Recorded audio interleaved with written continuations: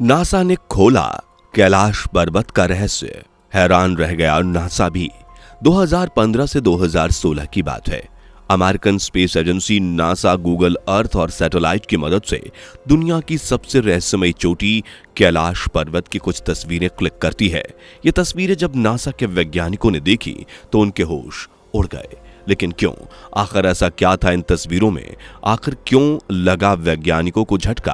क्या सच में इस पर्वत पर भगवान शिव रहते हैं? चलिए समझने की कोशिश करते हैं। दोस्तों, दुनिया रहस्यों का पिटारा है। इस धरती पर ऐसी कई चीजें हैं जो अपने आप में एक रहस्य समेटे हुए हैं, लेकिन दुनिया के सबसे बड़े रहस्य की बात करें तो वो एलियंस के बाद कैलाश पर्वत है, जिसे अजेय माना जाता है।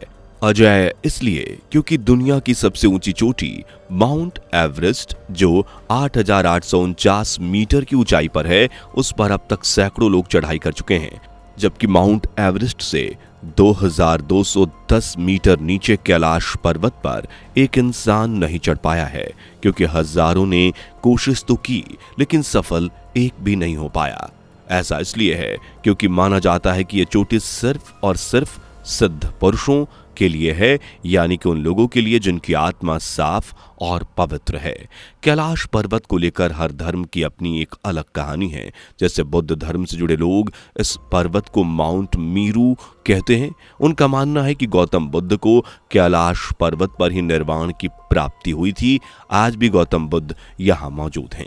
जबकि जैन धर्म से जुड़े लोगों की माने तो जैन धर्म के पहले तीर्थंकर ऋषभदेव ने इस पर्वत पर मोक्ष की प्राप्ति की थी। वहीं हिंदू धर्म के मुताबिक कैलाश पर्वत भगवान शिव का घर है, जहां आज भी भगवान शिव अपने परिवार यानी पत्नी पार्वती, पुत्र गणेश और पुत्र कार्तिकेय के साथ रहते हैं। शिवजी के परिवार के अलावा कैलाश पर्वत दूसरे देवी देवताओं का भी घर है और यहीं कुबेर की नगरी भी बताई जाती है। और यही भारत के मुख्य नदियों जैसे ब्रह्मपुत्र, सिंधु, सतलुज और करनाली समेत दूसरी नदियों का उद्गम स्थल भी है। लेकिन सोचने वाली बात यह भी है कि इतने सारे दावेदार होने के बाद भी कैलाश पर्वत के निर्माण की कहानी नहीं मिलती है। फिर चाहे आप हिंदू धर्म के वेद पुराण को खंगाल लीजिए या फिर बौद्ध धर्म और जैन धर्म के धार्मिक ग्रंथों को देख लीजिए, कहीं भी कैलाश पर्वत के निर्माण की कहानी नहीं है, जबकि इसके आकार को लेकर भी तरह तरह की बातें प्रचलित हैं। कैलाश पर्वत की बनावट आपको बाकी सभी पर्वतों से बेहद अलग नजर आएगी। ऐसा कहा जाता है कि इस पर्वत को स्वयं माता पार्वती ने अपने हाथों से तैयार किया था। देखने में भी ये पर्वत ऐसा लगता है मानो किसी ने खुद इसे तैयार किया है और यहाँ लाकर रख दिया। कैलाश पर्वत का आकार पिरामिड नुमा है, इसलिए कई लोगों का मानना है कि यह दिव्य नहीं बल्कि बुरी शक्तियों का स्थान है, जहां आत्माएं रहती हैं। हालांकि दोनों में से सच क्या है ये तो कोई नहीं जानता, लेकिन हाँ, कैलाश पर्वत 100 छोटे पिरामिडों का केंद्र जरूर है। वैसे क्या आप जानते हैं कि हिमालय पर्वत में तिब्बत के सुदूर दक्षिण पश्चिम कोने में स्थित कैलाश पर्वत चाइना का हिस्सा है? पर यह कैसे हुआ?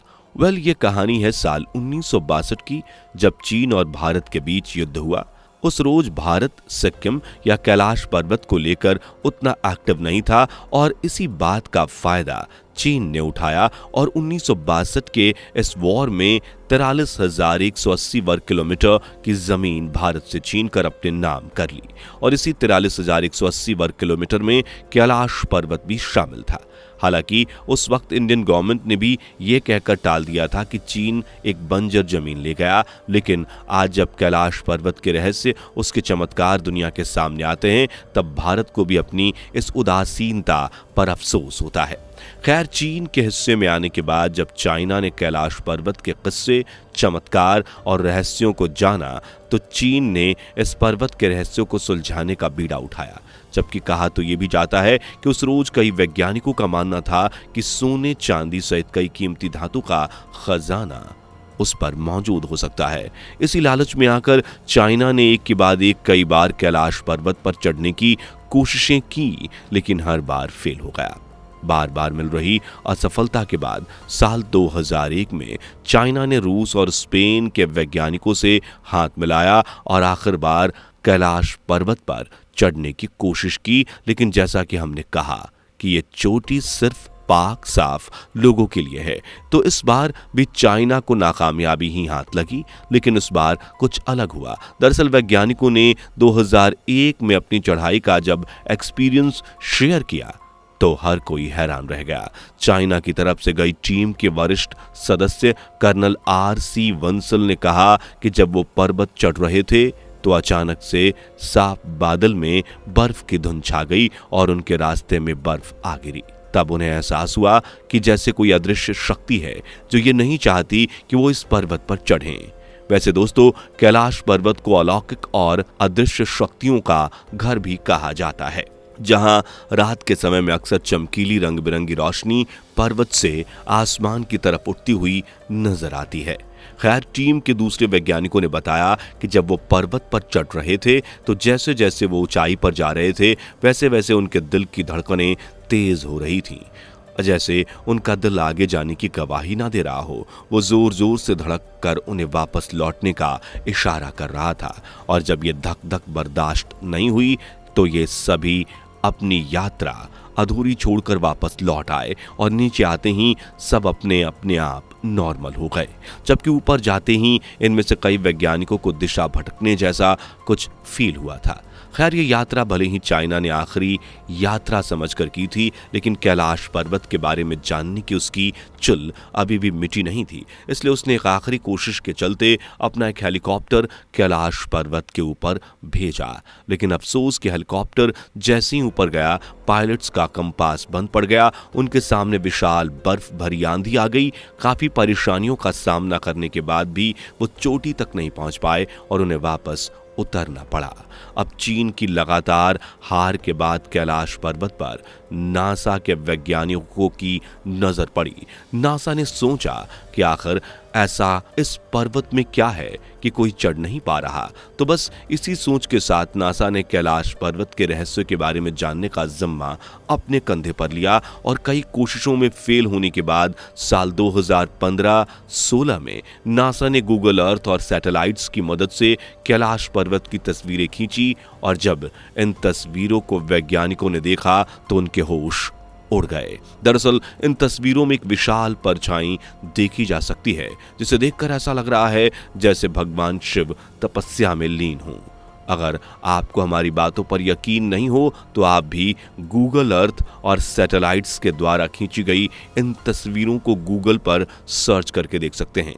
इन तस्वीरों में नजर आ रही परछाई को देखकर वैज्ञानिक भी हैरान रह गए, क्योंकि वो भगवान शिव की परछाई थी जो ध्यान मुद्रा में लीन है। वैसे बता दें कि पर्वत से कई बार डमरू के बजने और ओम ध्वनि की आवाजें भी सुनाई दी गई हैं, जिन्हें लोग भगवान शिव की आवाज और उन्हीं का डमरू बताते हैं। हालांकि वैज्ञानिक इनको लेकर अलग अलग ही तर्क देते हैं, लेकिन अब वो भी कहीं ना कहीं यकीन करने लगे हैं कि कैलाश पर्वत भगवान शिव का घर है।